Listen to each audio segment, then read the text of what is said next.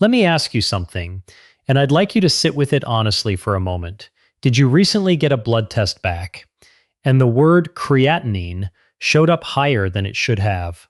Did your doctor mention kidney function, or GFR, or maybe even said chronic kidney disease out loud?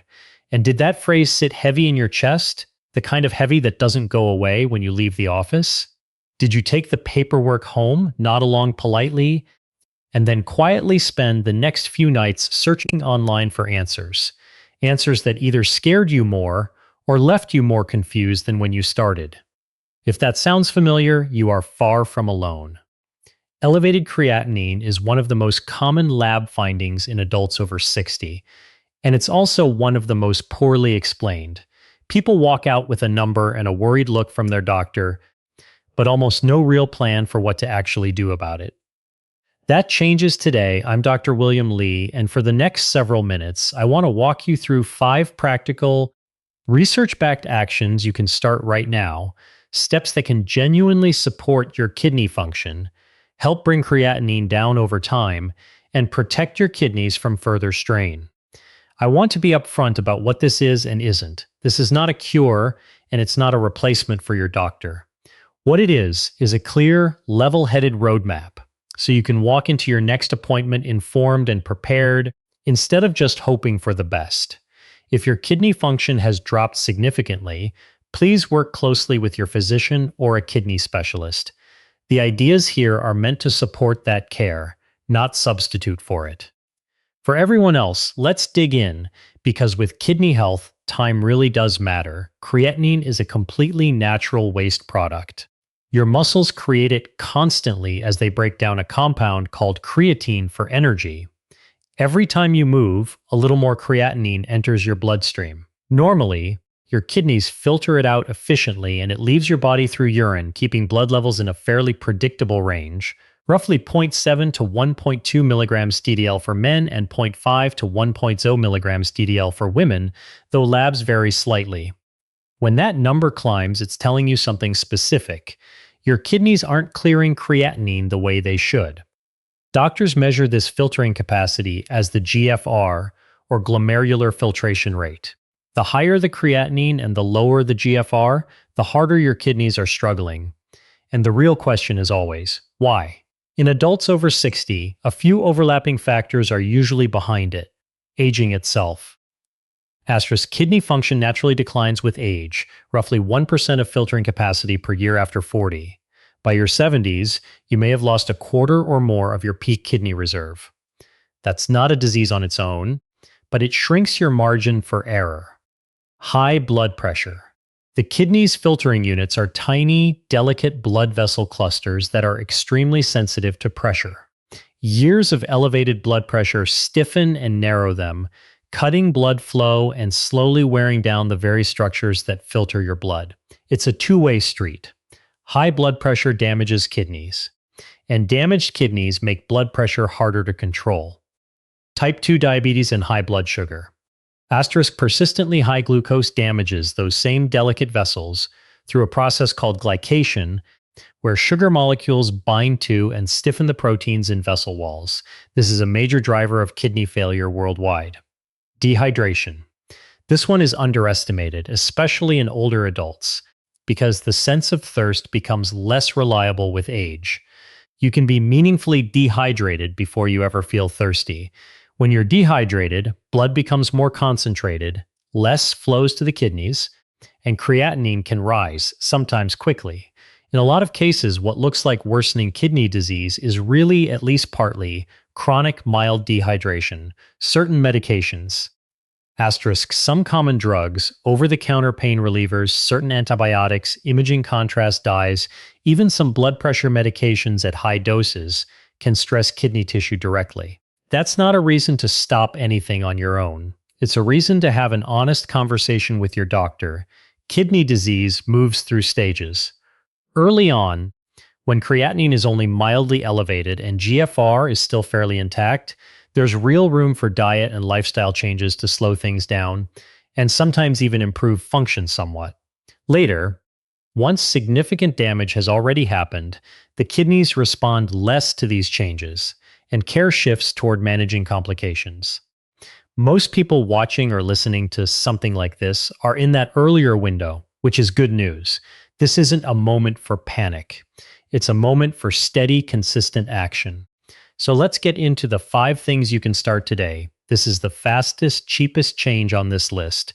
And for many people, it produces the most noticeable shift in lab results the soonest. Your kidneys need adequate blood flow to filter properly, and blood volume depends directly on hydration.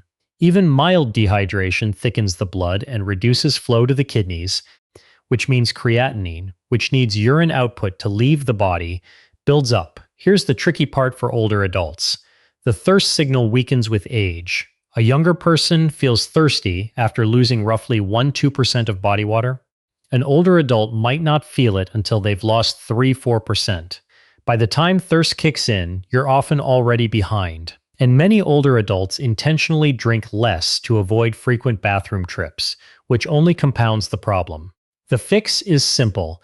Drink on a schedule, not just when you feel thirsty. Most people with mildly to moderately elevated creatinine and normal urine output should aim for 6 to 8 glasses of plain water a day, adjusted for body size, climate, activity, and anything your doctor has specifically restricted. Herbal teas like dandelion root or nettle can be a good addition. Both have mild diuretic and kidney supportive properties in the research. Clear soups, broths, and water-rich foods like cucumber, celery, watermelon, and zucchini all help too. Cut back on large amounts of caffeine, alcohol, and sugary sodas or energy drinks. They either dehydrate you or add extra glucose and phosphorus your kidneys then have to manage. Start today. Asterisk. Set a phone reminder every 2 hours from morning to early evening. Fill a bottle each morning and make finishing it a daily habit. Keep an eye on your urine color. Pale yellow means you're doing well. Dark amber means you need more fluid. This has some of the strongest evidence behind it in kidney health. And it's also the one people find most surprising, especially with how much high-protein eating gets promoted for older adults generally. Here's the biology. Digesting protein, particularly animal protein, produces nitrogen waste products, including creatinine itself, that your kidneys have to filter out. The more protein you eat, the more waste your kidneys have to process. Healthy kidneys handle this easily. Kidneys already under strain do not. Research consistently shows that reducing protein intake, especially from red meat, processed meat, and organ meats, slows the decline in kidney filtration over time. The general target for someone with elevated creatinine is around 0.6 to 0.8 grams of protein per kilogram of body weight per day, noticeably lower than the 1.2–1.6 grams often suggested for older adults without kidney concerns. For someone weighing 70 kilograms, about 155 pounds, that's roughly 42–56 grams of protein a day. This doesn't mean cutting out protein, it means choosing wisely. Plant-based proteins like lentils, tofu, and chickpeas, along with moderate egg consumption, tend to be easier on the kidneys than the same amount of red meat. Fish and poultry in reasonable portions are a better choice than red meat or processed meat. Start today. Asterisk, take red and processed meat off this week's menu. Swap in lentil dishes, tofu, or fish. Keep protein portions roughly the size of your palm. And talk to your doctor or a renal dietitian about the exact target that's right for your GFR. Sodium is one of the most damaging things in the average diet when it comes to kidney health, and it works through a cycle that's hard to break without changing your diet directly. High sodium intake makes your body hold on to water, which raises blood volume, which raises blood pressure, and elevated blood pressure, as we covered, is brutal on kidney tissue. That extra pressure accelerates damage to the filtering structures, protein starts leaking into urine, and creatinine climbs further. Most kidney specialists recommend adults over 60 with elevated creatinine keep sodium to somewhere between 1,100 and 2,000 milligrams a day, about half a teaspoon of salt total. The hard part usually isn't the salt shaker most people have already cut back on. It's the sodium hiding in canned, packaged, and restaurant food. A single serving of canned soup can carry 800–1,200 milligrams of sodium. Bread, deli meats, Cheese, sauces, and ready meals add up fast, even foods that don't taste salty. The fix is reading labels. Aim for under 140 milligrams of sodium per 100 grams where possible, cooking more from scratch and leaning on herbs, spices, citrus, garlic, ginger, and vinegar for flavor instead of salt. Most people see a measurable drop in blood pressure within 2 to 4 weeks of meaningfully cutting sodium. Start today. Asterisk, check the sodium content on everything packaged you eat this week. Replace canned soup with a homemade low-sodium version. Take the salt shaker off the table. Season with garlic, lemon, cumin, turmeric, and fresh herbs instead. Ask for low-sodium options when you eat out. Blood sugar and kidney health are, at the biological level, really the same conversation. Even without a diabetes diagnosis, chronically high blood glucose from refined carbs, sugary drinks, and heavily processed food damages the kidney's small blood vessels through glycation, the same stiffening process high blood sugar causes elsewhere in the body. This happens quietly, often for years, before any formal diagnosis. Research on people with prediabetes, extremely common past 60, shows kidney markers can already be slipping in that in-between stage. Waiting for an official diabetes diagnosis before addressing blood sugar isn't a great strategy for your kidneys. 3 habits help the most. Swapping refined carbs for fiber-rich ones, vegetables, legumes, whole grains. Lower sugar fruit instead of white bread, white rice, pastries, and sweet drinks. Spreading carbohydrate intake across smaller meals instead of a few large ones. And moving after meals. Even a gentle 15-minute walk noticeably lowers post-meal blood sugar, since your muscles pull glucose out of the bloodstream while you're active. If you're already on medication for blood sugar, these habits work alongside it, not instead of it. Start today. Swap your morning starch for something lower glycemic, eggs and vegetables instead of toast, or plain yogurt with berries instead of sweetened cereal. Cut sugary drinks entirely. Take a short walk after your biggest meal. And if it's been a while, ask your doctor to check your HbA1c. This last one is easy to overlook, and it needs to happen in partnership with your doctor rather than on your own. But it starts with you doing the homework. The kidneys are the main route for clearing many medications out of your system.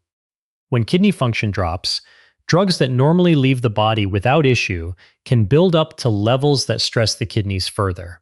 On top of that, some medications place a direct chemical burden on kidney tissue, regardless of dosage. The most common offenders in older adults are over-the-counter NSAIDs, ibuprofen, naproxen, and similar pain relievers. They reduce certain compounds the kidney relies on to maintain its own blood flow, and for someone with already reduced kidney function, regular NSAID use can cause a real, sometimes rapid, decline. Worth raising with your doctor whether acetaminophen or another non-nephrotoxic option could work instead for pain. The review shouldn't stop there. It should include antibiotics. Some require dose adjustments with reduced kidney function. Contrast dye used before CT scans. Your doctor and radiologist need your creatinine number beforehand, and supplements. This part surprises a lot of people, but certain herbal products, high-dose vitamin C, some traditional remedies, and supplements containing chromium or germanium have documented effects on kidney tissue.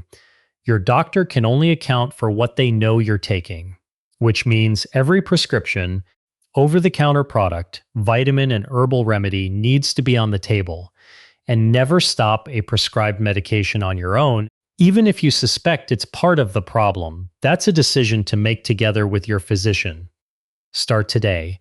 Write down everything you take, prescription or otherwise, with doses and frequency. Bring it to your next appointment and ask directly, given my kidney function, is anything on this list adding unnecessary stress? Each of these steps targets a different piece of the puzzle. Hydration supports blood flow.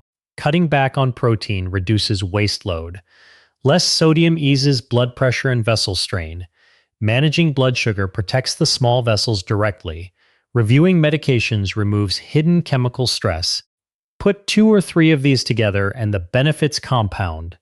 Better blood flow and lower pressure mean more oxygen reaching kidney tissue. Better hydration and less waste mean the kidneys have an easier job clearing what's left. Don't treat this like a menu where you pick one favorite. Start with whichever feels most doable today. Hydration is usually the easiest entry point, and layer the rest in as quickly as you reasonably can. Rather than a rigid meal plan, use this as a mental filter at the grocery store or the dinner table. Lean toward most vegetables, unless your doctor has flagged high potassium. Then watch leafy greens, cauliflower, and similar lower potassium fruits like apples, berries, and pears, plant-based proteins like lentils and tofu, moderate fish and poultry, healthy fats like olive oil and avocado, and whole grains in sensible portions. Asterisk pulp on red and processed meat, large amounts of dairy, canned and packaged foods, sugary foods and drinks, and alcohol. A simple rule of thumb: if it grew in the ground or swam in clean water, it's probably working with your kidneys. If it came out of a package, a can, or a fast food bag, it's probably working against them. Alongside these 5 changes, ask your doctor for regular follow-up testing so you can actually watch your progress. Worth tracking: serum creatinine and eGFR, the urine albumin to creatinine ratio, an early sign of filtering damage, blood pressure at each visit, HbA1c if relevant, and electrolytes like potassium and phosphorus. Seeing these numbers move in the right direction over weeks and months isn't just reassuring. It's genuinely motivating, and progress you can measure is progress you're far more likely to stick with. Everything here is meant to support your medical care, not replace it. If your creatinine is elevated, building a relationship with a nephrologist, a kidney specialist, is one of the most valuable things you can do, especially if your GFR has dropped below 60. Many people aren't referred to a specialist until things have already progressed further than they'd like. So if your numbers are concerning and you haven't been referred, it's entirely reasonable to ask your primary care doctor whether that consultation makes sense. A renal dietitian is another resource that's underused. The right protein, potassium, phosphorus, and fluid targets vary quite a bit from person to person, and a specialist can tailor that guidance specifically to your numbers rather than a general rule of thumb. None of these 5 steps require special equipment, a prescription, or a dramatic life overhaul. They require consistency, drinking water on a schedule instead of waiting to feel thirsty, choosing plant-based protein a little more often, reading a sodium label before it goes in the cart, taking a short walk after dinner, and having one honest conversation with your doctor about everything currently in your medicine cabinet. Elevated creatinine is a signal, not a verdict. It's your body flagging that something needs attention now, while there's still real room to change the trajectory. The earlier these habits start, the more they can do, and the more informed you walk into that next appointment, the better a partner you become in your own care. Talk to your doctor about where your numbers stand today, and let this be the week you start building the habits that protect where they go from here.